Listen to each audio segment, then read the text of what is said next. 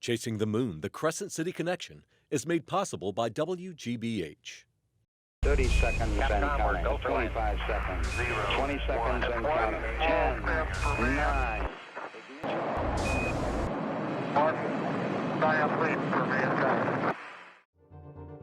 Well, we were in the Cold War.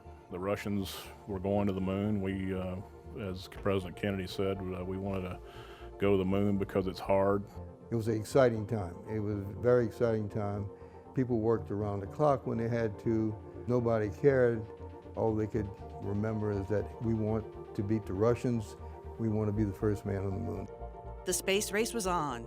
Helping lead the charge were the employees at the Michoud Assembly Facility in New Orleans and the John C. Stennis Space Center on the Mississippi Gulf Coast. The large booster that took the entire stack off the ground in order to break the force of gravity was built at Michoud. When it left Michoud, it was a completed vehicle ready to fly. We would ship it first to Stennis, we'd fire it at Stennis, make sure it all worked right. One of the things that kept the Russians from getting to the moon was they never built a place to test their rocket stages as a whole stage. We did that here. So when we put a rocket on the launch pad, it had a very considerable test pedigree behind it. The Russians' moon rocket did not, and it failed every time they tried to launch it. The scope of the mission benefited scores of local residents. Michoud was one of the most powerful and greatest economic boosts to the New Orleans whole area. You were able to support your family, you was able to enjoy life. The space program changed lives and landscapes, and with it, New Orleans and Gulf Coast residents joined the quest with the nation in chasing the moon.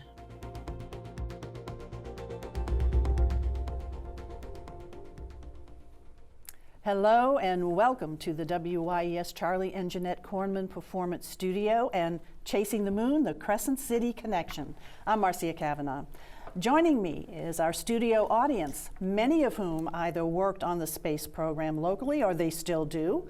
Also with me are our panelists, my guest here at the table, local author and historian Cindy Manto, who has written books and gathered quite the collection of archival photos about Michoud Assembly Facility and the Stennis Space Center.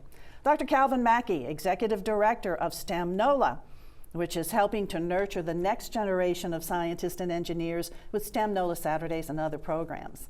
And Dr. Renee Horton, who also works in the community for STEM education and STEM outreach, and she is the NASA Space Launch System Quality Engineer at the Michoud Assembly Facility in New Orleans. But before we get into our discussion about that role that our local residents have played in space exploration, let's do a brief refresher, or maybe for some, a revelation about how the space program took up residence here. It was the early 1960s.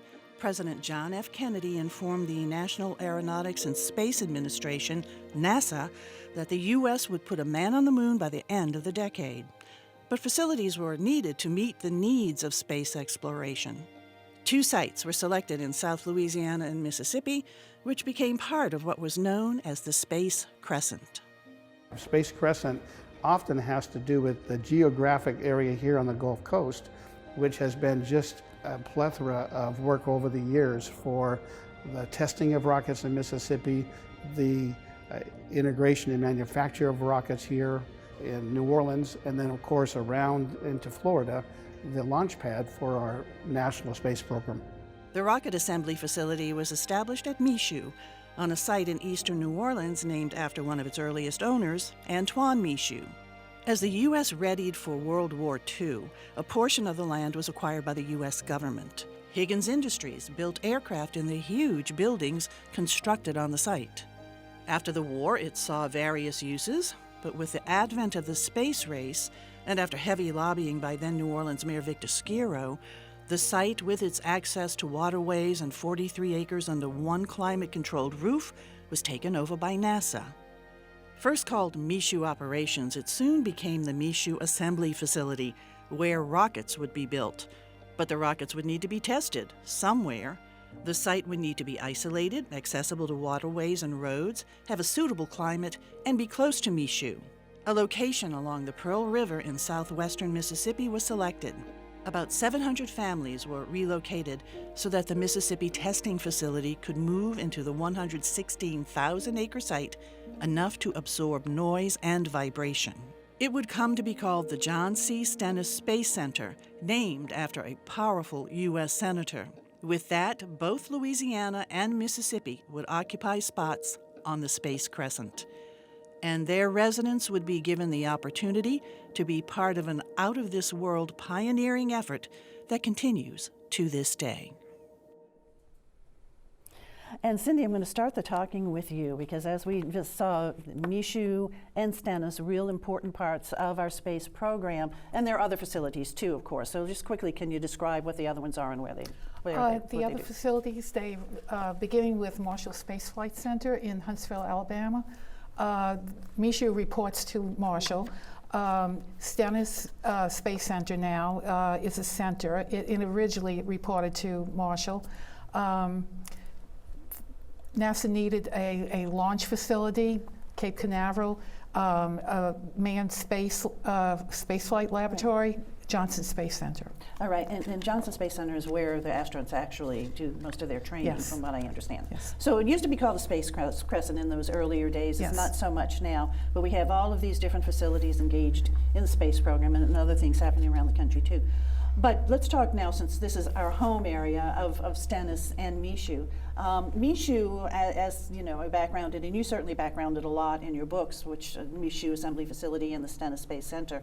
The Michoud site had, you know, different lives over the course of the history of New Orleans, and then ultimately became what it is today. So can you briefly tell us about that? Michoud started as a land grant from the King of France, Louis XV. It was a sugar plantation. It was leased land for hunting, and in 1940 it became portion of it was sold for about $76,000 cash to the U.S. government to build a facility for Liberty ships by Andrew Jackson Higgins, designed by Alfred Kahn of Detroit, who specialized in large unobstructed spaces. And that's what ultimately it became. Right. And that was just really one of the lures of it, is that we had this 43-acre building under a roof, air conditioned. And Yes. so that was a real good lobbying point. And for low humidity. Right. That was a really good lobbying point for then Mayor Victor Skiro when NASA, you know, came calling, trying to find a place to begin to answer the call of the president to get us on the moon by the end of the decade. Yes. New Orleans was competing with 28 other cities at the time. It was kind of a done deal. Von Braun was bent on having New Orleans because of the location and size of the facility. It was really the only building that could handle such large rockets. But to be sure, Mayor Vic Skiro, who liked to say, if it was good for New Orleans, I'm for it, Right. organized a NASA New Orleans coordinating committee of 30 local leaders, business leaders, to make sure we got it, and we did. And we did. Did you have Yes. something to comment on that? It looked like you had something to say on that.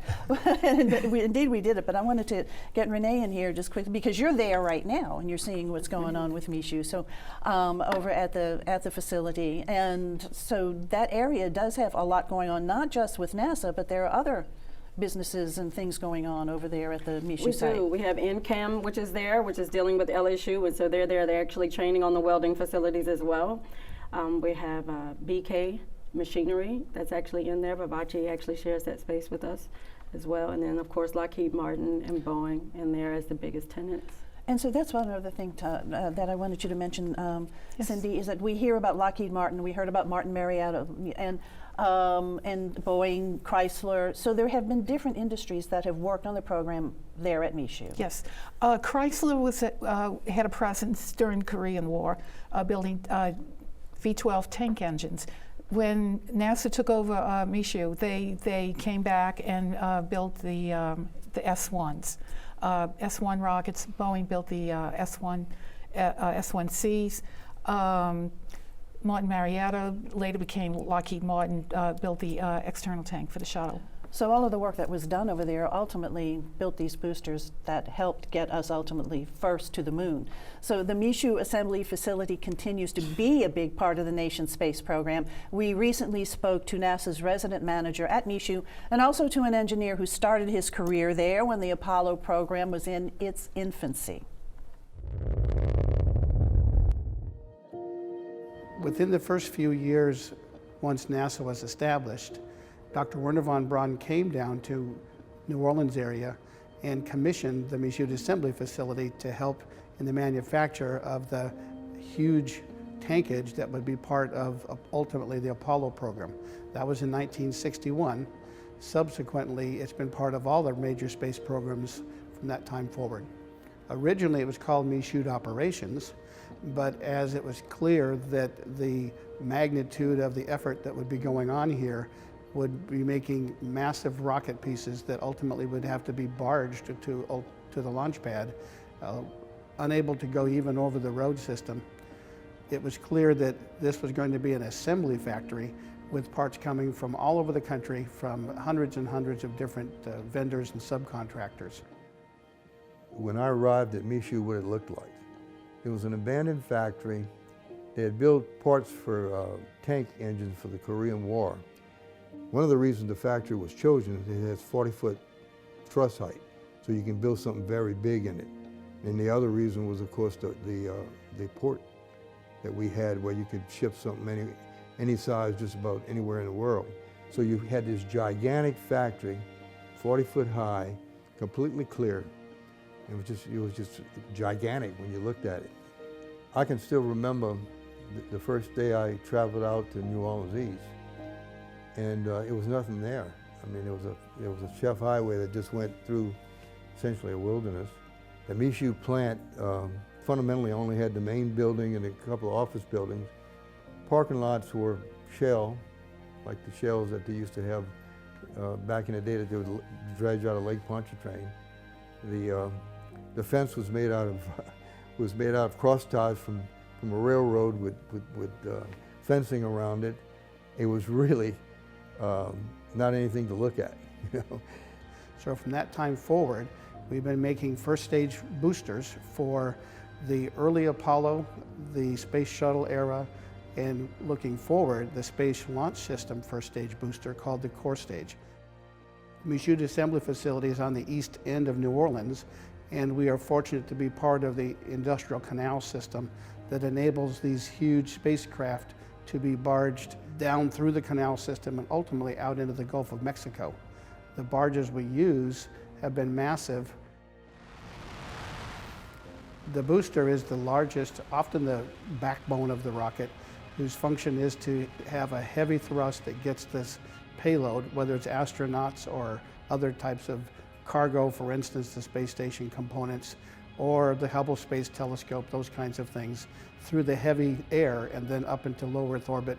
And in some cases, for both the Apollo program and the upcoming Space Launch System program, it will be beyond low Earth orbit to translunar and lunar sorties and ultimately to interplanetary locations like Mars. The initial program called Apollo, it was two phases. One, you used the vehicle called the S-1B, which was built by Chrysler, which took up about 40% of the Michoud factory.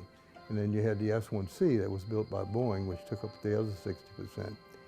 And the whole idea was to test all of the rockets and ancillary equipment it took to get to the moon. And that activity took place all over the country. I mean, we worked a lot at Stennis with the engines, and eventually we fired the completed S-1C. The entire booster was fired at Stennis. The big contribution Michoud made was to build that gigantic booster. It was 138 feet tall, and it was 33 feet in diameter, so it was huge. And it was the critical part in order to get that mass off the ground. When it left Michoud, it was a completed vehicle ready to fly. Back then, there were several hundred of NASA folks at Michoud. So you had, off the top of my head, you probably had 300 or 400 NASA. You had 7,500 Boeing, 3,500 Chrysler, and you had 2,500 Mason Russ, and then you had just loads of contractors that came in to do the construction work and that sort of thing. Our workforce in that time frame was close to 12,000 people on any given day. Folks that worked everything from high-end science down to technicians and admin and people who did all those things in between, all of which helped us create this massive rocket that went out the door and ultimately to then Cape Canaveral, in the near future, Kennedy Space Center. The initial staffing probably came from all over the country because they needed a lot of engineers and they needed them fast. And Louisiana was not in a position to provide all the engineers that were required. However, the initial job was to take the 43-acre abandoned Higgins building and convert it into a rocket factory. It was an exciting time. It was a very exciting time. People worked around the clock when they had to. Nobody cared. All they could remember is that we want to beat the Russians. We want to be the first man on the moon. We built 15 S-1Cs, and there were 13 missions, so 2 of them didn't fly. Interesting thing though, every S-1C was successful. There was never a failure in the S-1C program. So, or the Apollo. Or the Apollo had other failures, but not related to the booster that we built. In those days in the 60s, boy, that really was exciting during that space program. It was so exciting just to see each launch. And along with the excitement, though, at Michoud came real opportunities, job opportunities that hadn't existed before in this community. And also it really stimulated community growth. Yes, I remember, I wasn't around, I was born in the late 60s, but I remember in the 70s when I was like 9, 10 years old, my uncle worked at Folgers Coffee. And I used to say, he used to bring me out to the facility and we would work at his facility, but I look over and see NASA. And he'd say, you know, they have engineers over there too. And we would see the tanks coming out and I got to meet the technicians and the engineers. And to this day, I believe that's what inspired me to be an engineer. Many of my friends who wanted to make things rather than making oil, if we wanted to make things, all of us aspired to go to like Detroit and make cars. Yeah. But really, NASA was the only place where we can go and make something. So the fact that that facility was there, spurred the growth of the engineering school at University of New Orleans. Many of the technicians, skilled tradesmen, and engineers walked straight out of UNO and straight over there, you know, to meet the need of the workforce. And the work that they did too is just amazing, considering how the space program grew from the work that was done by the folks here. We heard, you know, the workforce was really quite sizable back then in the 60s. You're there right now. Yeah. It's a little bit smaller now, though. It's a lot smaller, and that's what kind of, when they said, as much as they said 12,000, I think they said the number was, and I'm thinking we're about 2,500 now. It's a really personal, intimate space now, so I couldn't imagine another, you know, 12,000 of us running around there. So. Well, we're going to hear in just a moment from some of the retirees who were working there at that time, and they just all emphasized that it was really a friendly family environment. But also with that, with these opportunities, it did help sort of stimulate growth in our community. It sort of helped grow New Orleans East, helped grow Slidell as well, and it continues to do so. Right, when people look at the challenges we have in the city of New Orleans in terms of economic development, especially in the East, the people who were not here 10, 20 years ago don't remember the days when NASA was there and Michoud was there and the communities was booming, the stores was booming, the mall was booming, because you had 12,000 people and they coming in and out on a daily basis, up the interstate, up and down Chef Mature, creating that economic viability that communities need. Right, go ahead. And that's what we need now. I mean, we still have that space.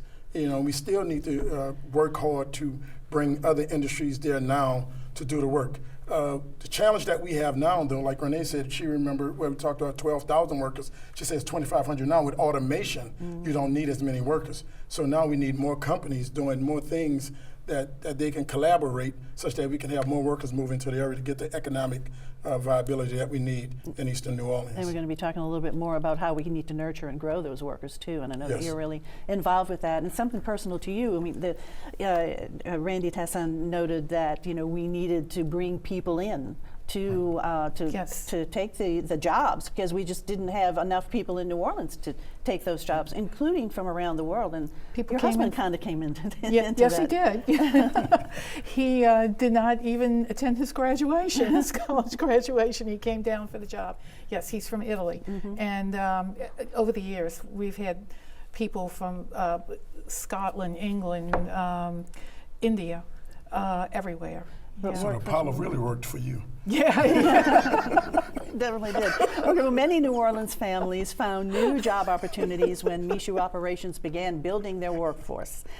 This hit really close to home for WYES Outreach Manager Monica Turner. Her mom, who's in the audience, howdy, Miss Barthay, and her other family members work there. Monica recently invited some of their now retired coworkers to come to the station to share their memories, some of which date to the early days of the space program. The space program at the Michoud Assembly Facility meant jobs for many New Orleans residents. A group of Michoud retirees came to WYS to share stories about their years on the job, and for most, it was for decades. 47 years. 30 years with Lockheed Martin. Started in 1964, ended up in 2005. Wow. Yeah. So when you got there, how was that training for you guys? How did they do that? When I started, we was in the class, and they showed us how to solder, and that's how I started soldering. And we had to put them into this, what you call Connectors. In the connectors. We did have a training department. They taught the basic blueprint, the shop math, measuring tools, different type of things that you would use on the job. We started at the Boeing Company. That's where we got our basic training in electrical and mechanical technicians. We were so exact. Everything had to be just so. We worked in thousandths of an inch. Wow. Yeah. It was always open communications. They didn't want to assume that you knew anything, but they wanted to definitely hear from you. And we didn't know anything about soldering, you know. You remember bifurcated terminals? I remember. You remember? Yes, I remember bifurcated terminals. So during these bifurcated terminals, we would use one wire at a time. And I thought to myself, I said, well, this is taking too much time. So what I did, I put 2 and 3 wires together. And they look at me like, what are you doing? And I showed them.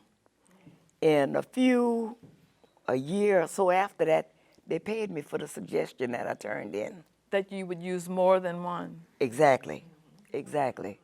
It was a mission to get the man on the moon. So did you feel a camaraderie? Did you feel like everybody was collaborating together? Right. Oh, yes, I indeed. think so. Right. Oh, yes. Yes. I think everybody took pride in what they'd done. Right. Yeah, we worked with the planners. The planners sent paperwork to us, what we should do, and we told them what we could or couldn't do. Did an astronaut ever come to see? Yes, they did. More than once. Yes, indeed. Yes. Yes, they did. So you got a chance to meet them, talk with them. Yes. Yeah. Yes. So did it give you a feeling that I want to see him arrive safely and come back? Yes, that was the main thing for them to return safely. One of the biggest things we had safety meetings every week. We had to, As far as them, if they would give you an award, a lot of times they would have an astronaut presented to you. Come on. Yes. Yeah. Yes. Wow, that is so amazing. Michoud was one of the most powerful and greatest economic boosts to the New Orleans whole area. It created so much other things than just having a job. You bought houses, you sent your kids to school, you were able to support your family, you was able to enjoy life that was not seen to that great extent prior to Michoud. Right, we could take vacations. You take Oh, vacations. yes, indeed. I mean, that was the best thing to hit New Orleans at that time. It met a lot of people from different, from Seattle, came from Seattle, different places Wichita, all over, you know. Right. Oh, yeah. And we found out that people came from different places, and we found out that through talking all day and laughing all day and working all day, how much we were alike. I started in '81 making $6 an hour. Over that 30 years, I left there at 45 an hour. So I was able to put my children through good schools and provide a good life for them. You ever see the shuttle? Yes. Did you see the launch? Yeah. Yes. You saw the launch? Yes. I sure did. It would go up. It would go up, and there was clouds and clouds of just white clouds. And then it went away. Hydrogen and oxygen, that was our fuel. It just disappeared. It was just a beautiful thing. How did you feel when that? I felt that I really wanted to do my work right and good because I knew that there were human lives going up and they had to come back down. So that made me want to do so much better.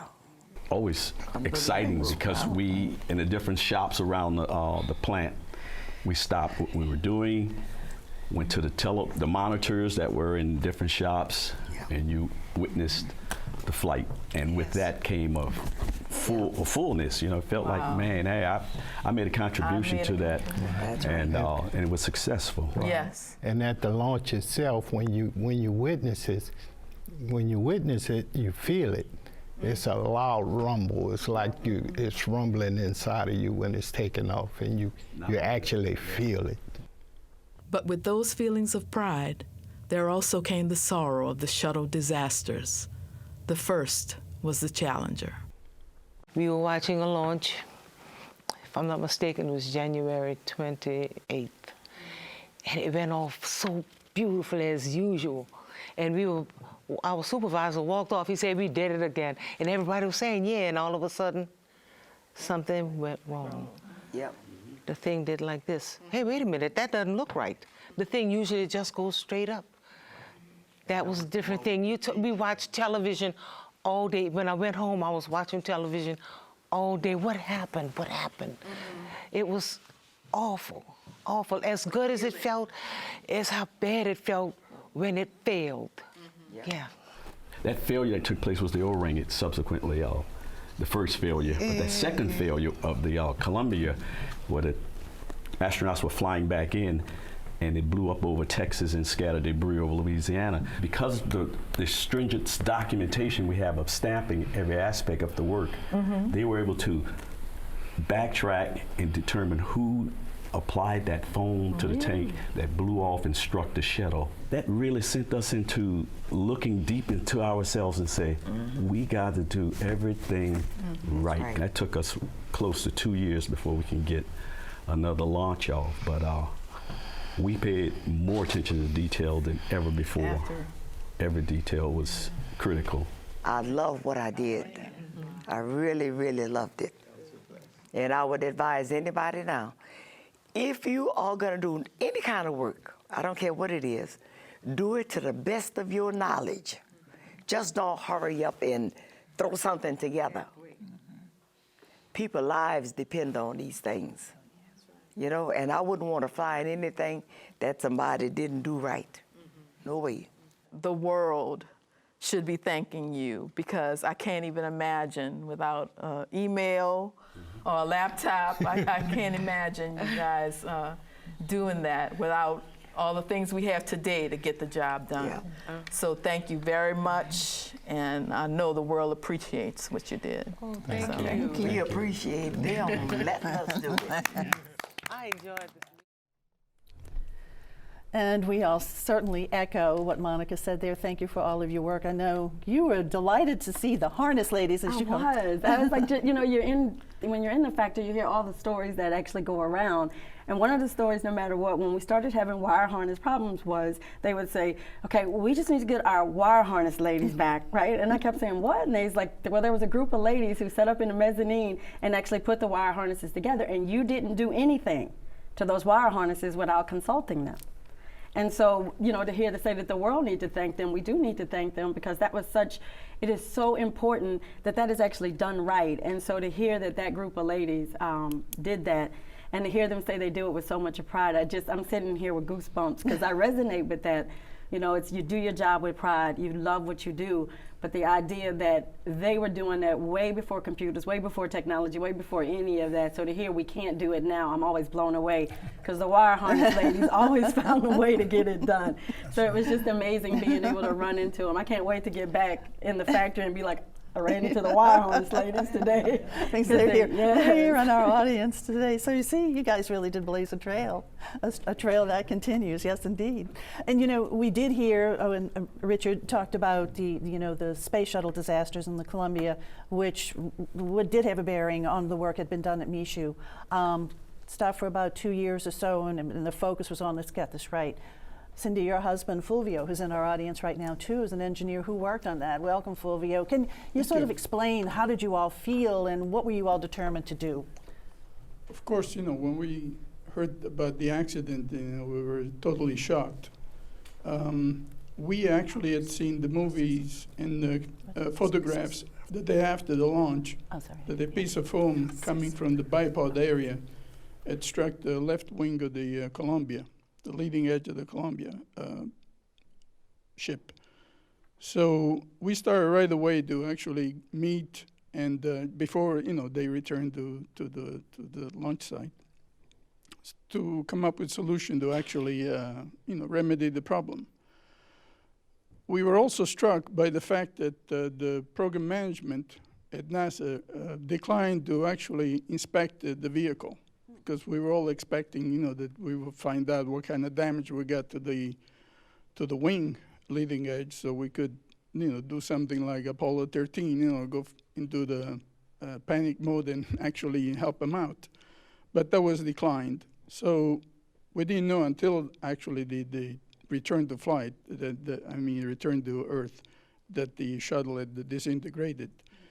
And we went into a lockup mode where everything is sealed, documents are sealed and controlled. And very few of us were actually allowed to go into the facility. Shortly after, it took us about 6 months to exonerate every other piece of hardware that we had on the ET. And then after that, following the Columbia Accident Investigation Board, we actually started designing solution to actually eliminate the foam from the bipod, which ultimately we did. It took about 2 years, over 2 years actually, to return to flight. And the first flight after we get back, we lost another piece of foam from a different area. And then we took another year, because also of Katrina, the famous hurricane, to actually get rid of that foam and return to flight again. And then we didn't have major foam problems since then. And so the flights continued, and the space shuttle continued for how much longer? Until 2011. July 2011 is when the last flight was there. All right, That's so you guys were 135. focused to get it right, to get the problem fixed. Thank you, Fulvio, very You're much welcome. for sharing that story. You had a comment? Yes, I just, you're speaking about the Columbia disaster, and I remember I was in engineering school at the time, just starting out, and my first internship was supposed to be with Martin Marietta out in Michoud, and I tell people I was downsized on my first job because after the space shuttle incident, we received a letter saying that they had suspended not only the operations but internships. But I want to add that that accident changed the way schools began to teach engineering. I mean, still to this day, that accident is a case study where professors bring up and say, this is what can happen when you don't pay attention to details. So a bearing on how we live today, like you said, how it's being taught, engineering being taught. It's still impacting the way we teach engineering to this day. Well, before rockets made by the dedicated workers at Michoud, who, as we just heard, were dedicated and firmly determined to make it right. Before those rockets could be launched, they had to be tested. And the site of the testing facility in southwest Mississippi was selected in part because of its proximity to Michoud and waterways. And the steady engine testing at what was to be named the Stennis Space Center is credited with putting an American on the moon first. We're sitting in the middle of about 13,800 acres of land that NASA owns outright, fee simple. It was bought from the people that lived here at the time, and The center was created out of that. There's a restrictive easement for acoustic purposes that covers 125,000 acres. So think of the 13,800 as the center of the donut. The announcement that the site was going to be built was in October 1961. They started building in earnest in 1963, and we tested our first stage out here in 1966 in April. The last test was in November, early November of 1970. Then in the 1975 time frame, we started testing the Space Shuttle main engine. But we kept flying the shuttle until 2011. When the Space Launch System was formulated, we said, hey, we've got all these engines lying around left from the shuttle program, and we had spare parts to build a couple of new ones, so hey, let's just use that engine because it's a great proven engine. And so we started testing that configuration in 2015 and have been doing that since then. A Pathfinder that looks a lot like the core stage in terms of size and weight and center of gravity. It's sitting out there ready for us to do some lifting operations with it to make sure we can put it in there and do the things we think we have to do before we actually handle the flight hardware. This gives you a good opportunity to see the two test positions on the B test stand. So on the right-hand side is the B1 test stand, on the left-hand side is B2. So eventually what we're going to be doing here at the B2 test stand is performing a green run test of the core stage for the SLS vehicle. So we're on level 8 of the test stand now, so this will actually be on the bottom side of the vehicle, so when the core stage gets installed in the test stand, this is the level where the engines will be, the RS-25 engines, and the nozzles will be right here. Well, we hold on to them for the whole time. I tell my friends at Kennedy Space Center that anybody can launch one, you just turn it loose and it goes. Here, you really got to be made of stern stuff because we hold on to them for the whole duration. For an RS-25 test, for example, we're 500 seconds, which is a long time to watch a rocket run. And we have run 2,000 seconds here before, back in the 1980s. And that is a very, very long time. It's over 30 minutes. You're just getting hammered for the entire duration of the test. Your pants are flapping, your chest is thumping, and when you're done with that, it's kind of like a physical experience. It's very eye-opening. And we've had some astronaut candidates here a couple of weeks ago when they saw a test, and they're thinking about, hey, I'm going to be on top of that thing. It gets their attention the first time you see it. We're obviously different than Kennedy Space Center. We don't launch at Stennis Space Center, so we're going to hold it down. The 4 RS-25 engines will fire vertically onto that big yellow structure that you see there. So what that is a very large steel manifolded flame deflector. Each one of those horizontal sections that you see there is an individual cooling water manifold. When we're testing the rocket, there'll be about 280,000 gallons per minute of water, cooling water, flowing to that deflector.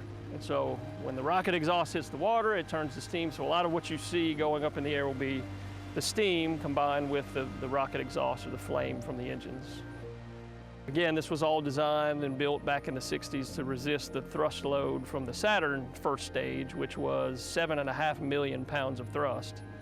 And so this place was originally designed to withstand 11 million pounds of thrust.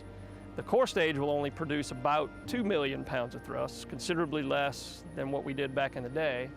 The thing that we did was we committed to testing the stages together, and we tested every one of them. Not only did we test a first copy, but we tested every one of them the same way at the same test stands, and then we set them down to the Cape and we put them together, and we had tremendous success doing that. The Russians did not with their moon rocket. They had a failure with every one that they tried to fly. So, that dedication to testing, I think, is a lot of what made Apollo successful.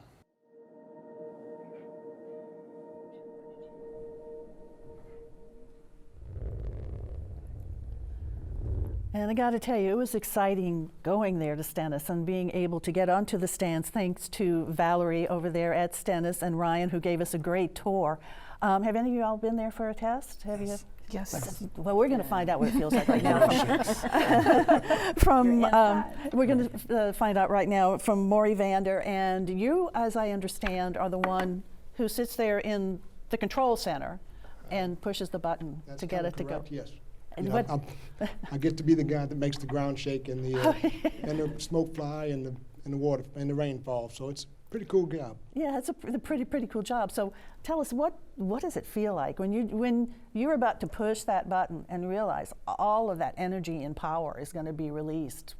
What does that feel like? Kind of intimidating. You know, it's kind of the culmination of a long day. So we start early in the morning typically, and it takes hours to get the facility and the engine prepared to do that. So you're talking 4 or 5 hours worth of preparation, and you get to the final 5 minutes, and then all of a sudden the adrenaline kicks in, and you start realizing, this is about to happen. You spent the whole day with a bunch of other engineers and technicians, all doing their job at the highest level, and you get to be the one at the very end that says, okay, let's go ahead and make this thing go. You hit the button, and for the next, in the case of an RS-25, 500 seconds, you barely breathe. You're watching TV monitors expecting something to happen, praying it doesn't, but expecting it anyway. And at the end of that 500-second test, if an engine shuts down and you see the fire go away and it's all where it's supposed to be, it's kind of like, oh man, we did it again. So it's kind of hard to explain, but it's a great place to work. And do you feel it where you are? I mean, you're not there on the stand. You're in a separate building. No, we're typically inside of a concrete building for an RS-25, roughly a quarter mile away. You can still hear it, and it's a little bit of shaking, but the people that are outside, you feel it. You feel it. Your chest is pounding, like Randy said. Depending on where the wind conditions are and the atmospheric conditions, you may get rained on if you're in the wrong spot. So it's a pretty cool place to watch a test. If you haven't had an opportunity, you need to get out and do that. Oh yeah, I definitely, I would love the invite. I definitely want to come see and experience it. Well, thanks so much for all of the great work that you guys do over there. You all gave us such a wonderful tour. It was really exciting to be out there and to see what's going on. Can the public do tours also? The public can do tours through our Infinity Science Center. Okay. They go out to go to Infinity. They can jump on a bus and they can do a tour that drives them around, and the specialists are excellent at giving them details of what the history of Stennis is. Mm-hmm. They can't get on the stands like you guys did because, like you said, you guys are special. But they can get within a quarter mile of one and actually see it. And it's pretty good stuff. And if the timing is exactly right and there is a test going on, they can actually sit there and watch it. It's really fascinating, and it's just important, great work that you do and continue to do. Thanks so much. Thank you. Really appreciate you telling us that. So I know testing is going to continue. As you saw the Pathfinder there preparing to test the core stage for what's called the SLS. Tell us about that. The Space Launch System is going to be the most powerful rocket in the world. We're going to go the furthest we've ever gone. We're going to circle the Earth and then go across the backside of the moon. I joke and say, well, Lil Wayne beat us there already. But we're going to go to the backside of the moon, and then we're going to bring that back home to be able to look at it. So that's going to be the first mission, and that mission is slated for 2020. And so what is planned then beyond the launch of the SLS? I mean, from what I understand, and we had a chance to talk to Randy about it pretty much when we did the interview with him, it's to also have the astronauts who go on the moon to just fly back to like a space station that's right there, and then ultimately that would be sort of a jump start to Mars. Is that what you're looking at? So it's kind of pieced out in phases, and so that first phase would be to build a habitat around the moon and the moon gravitational force, and then have our astronauts in that particular area, so to get back to the moon. And right now we're slated to go back to the moon for 2024. So that's the first big push, to put the first woman on the moon and then the next man back on the moon. So that's really exciting for that. And then the gateway itself, they'll start building that. And then our goal is to start heading toward Mars in 2030, 2040 timeframe. And so the gateway is what, the Moon Space Station? Is that, I'm sort of saying in layman terms here, but. Yeah, it looks like another space station, right? It'll be able to dock with either commercial crew and then whatever else we're having to dock with there. All right, so for us to continue this development and exploration of space, we need to have the engineers and the scientists to do that. That's where you come in, and I know you work on that too, is really trying to engender interest in STEM, in science, technology, engineering, and math in our young folks. And you have a program called STEM NOLA, and you have events one Saturday a month here in New Orleans. Are you on the North Shore now too?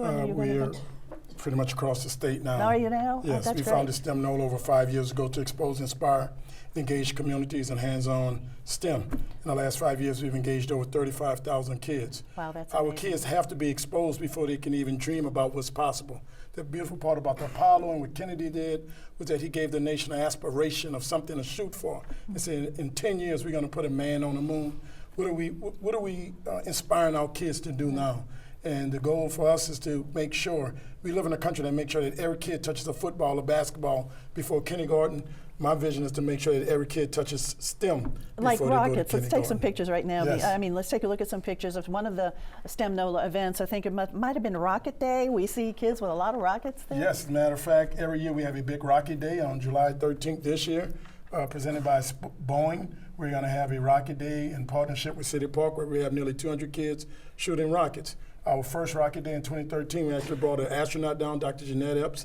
But the kids get to meet people like Dr. Horton and the people that's building the rockets and the engines at Stennis with Boeing, Lockheed Martin. They come out and the kids work with them to shoot water rockets, compressed air rockets, then a solid rockets that go as high as 1,000 feet in the sky. Oh, the kids must really enjoy all that. Well, no, I enjoy it. See, they don't understand. It's about me. I enjoy it. It's the only way I can get to do it. The kids really enjoy it. But you guys have other things that you work with on different sides. I know you work with the workings of the heart, the body, various things. So the thing is, I tell people I have a PhD in mechanical engineering. I hate electrical engineering. I hate chemistry. So just because your kid doesn't like chemistry, that doesn't mean they can't be an engineer. So what we try to do on the second Saturday of every month is have some type of themed event, whether it's around biology and a dissection of the heart with Dr. Eric Griggs and other doctors, or whether it's force in motion, where we bring local engineers who used to work for Ford and things and build a car. We even have magnets where they build maglevs, simple machines. We just had an amazing day for the first time. We called it the Art of STEM, where the kids actually built Mardi Gras floats, and each kid got a remote control truck to pull a float, and they learned about electrochemiluminescence, where you know how these things light up, and really brought the art and the STEM together in a way that's beautiful. So what age group? We go from pre-K 4 to 12, but we're working now to create a 0 to 4 corner. We're trying to create a cradle to career pipeline. We want kids exposed to STEM in the womb all the way throughout the pipeline. And at our events on Saturday, we have the K to 12 kids. We pay college kids to volunteer. We've put over $600,000 in the hands of college kids over the last 5 years. And then we have STEM professionals volunteer, so we call that vertical mentoring.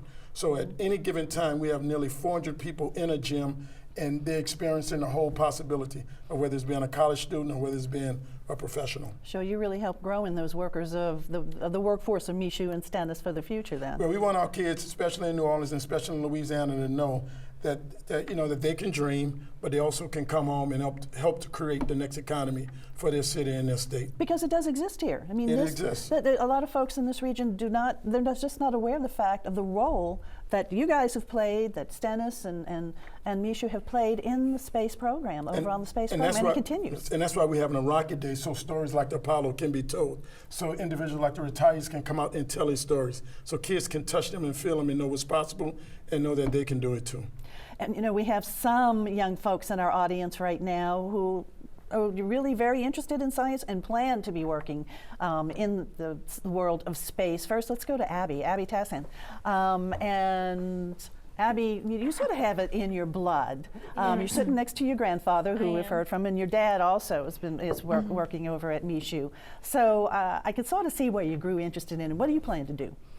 Well, first let me start off by talking about why, I chose aerospace engineering. So, my grandfather, he, worked on the Apollo program and also the space shuttle program.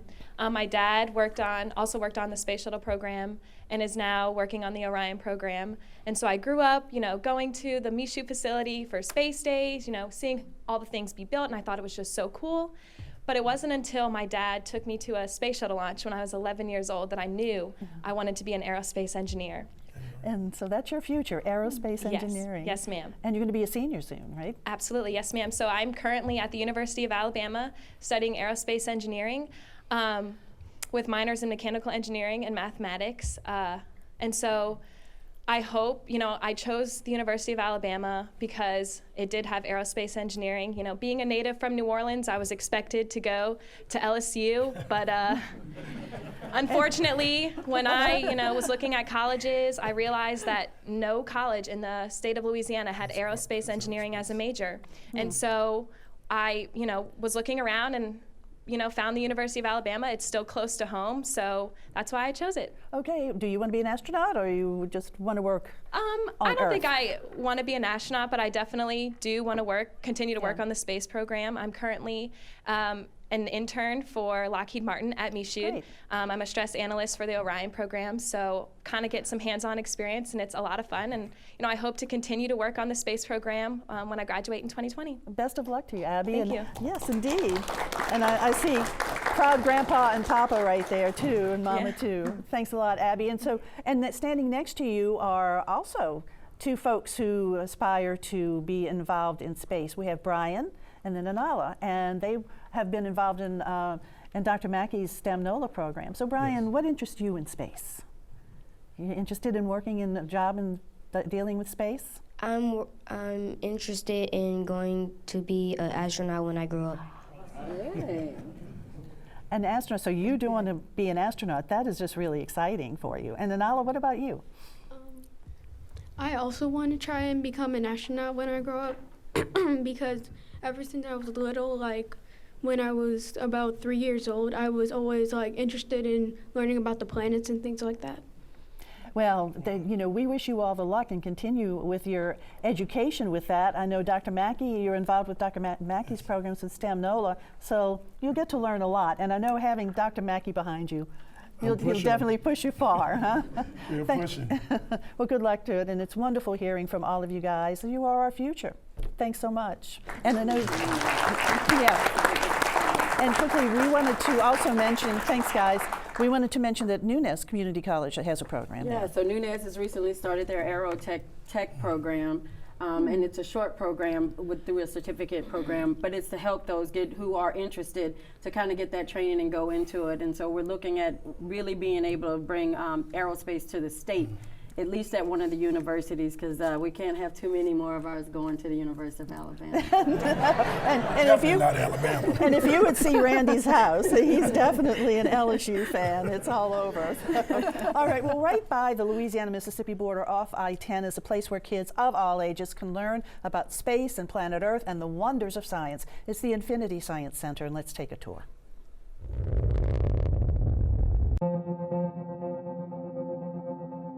We consider our mission to inspire the next generation to either go make boot prints on Mars or discover the human DNA or whatever.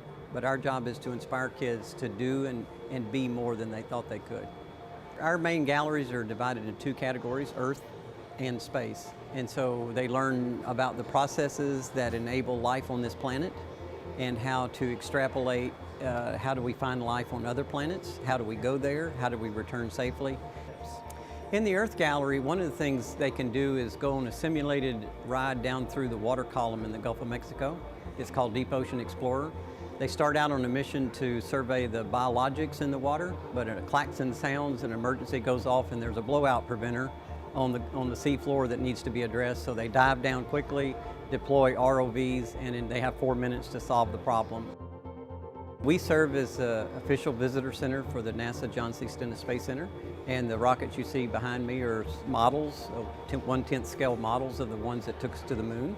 And beyond outside in our rocket park, you'll see the first stage of the Saturn V, the actual first stage, and with all 5 of its F1 engines that powered us to the moon. We have the Apollo 4 capsule. It was the very first capsule. It was unmanned, but the first capsule to be launched on a full stack Saturn V. Our technology is moving, everything depends on coding, for example, and kids need to know that. Science is the building blocks that help us understand the universe around us, and our universe is pretty complex. So science is that key thing that I think we all need to know. People used to think it was literature, but I'm going to go for science. One of the ways we measure our days is how many aha moments we've delivered. And it is the most thrilling thing on the planet to see a child have an aha moment here. And they happen every day, every hour, every minute almost. that great little face in the spacesuit. I mean, so many people do drive by Infinity Center and say, oh, I'm going to go there one day. Well, go there. It's a really fun place to be, and it's so educational for kids, like I said, of all ages. All right. We are going to wrap up our conversation right now. I'm going to ask you guys just for some final thoughts, if you could, about 30 seconds each. What do you think the role of this region is going to be in the future of space exploration? Cindy, start with you. I think it will continue as long as large space launch vehicles are needed, and they will be, to the moon, to Mars. We will be here, along with Stennis. Along with Stennis, right? Yes. I mean, we maintain a very important role in space exploration. One real quick thing I wanted to touch on, and I'll have you do that. Private companies, real quickly, if you can, before you give me the wrap up. I know we have private companies now working with NASA also in doing space exploration. Oh yes. First, to be able to truly be able to make the impact that we want to make as Americans, and to be able to stay ahead of the space race, we can't really do that alone. And so it's really important that the commercial crews that have come on, that they're advancing as well, and that they're hiring, putting people into the field as well, just simply so that we can stay ahead of it. All right. Calvin, what do you think? Okay, I definitely think with Stennis and Michoud, with just the amount of space out there, there'll always be a presence here for us to participate in the large-scale space program. But we have to make sure as a region that we are creating the next explorers and the next innovators and creators to take those jobs. We have to make sure, when you start looking at, they're already estimating that 50% of the jobs that exist today will be irrelevant in the next 10 to 20 years due to automation, robotics, the Internet of Things, advanced materials. We have to make sure that our kids have the 21st century skills of communication, creativity, collaboration, and communication, such that whatever job become available, whatever company they want to create, they have the skills such that they can not only participate in the future, but create the future. And the future can be here, too. And the future will be here. All right, all right. I want to thank you guys. It's been just such a great, fascinating conversation. Thank you all, the audience there. So many of you have helped make the nation's venture into space very successful, and some are taking us to the next generation, the next adventure for the near future, or preparing to do so. And of course, I want to thank the viewers at home. Hope that now you have a better understanding of how our neighbors have played a big part in the national effort of Chasing the Moon. And be sure to watch the PBS American Experience series Chasing the Moon here on WYES. You can go to WYES.org for dates and times. And thank you so much for watching. Goodbye. Thank you. Thank you, folks. So glad to have you.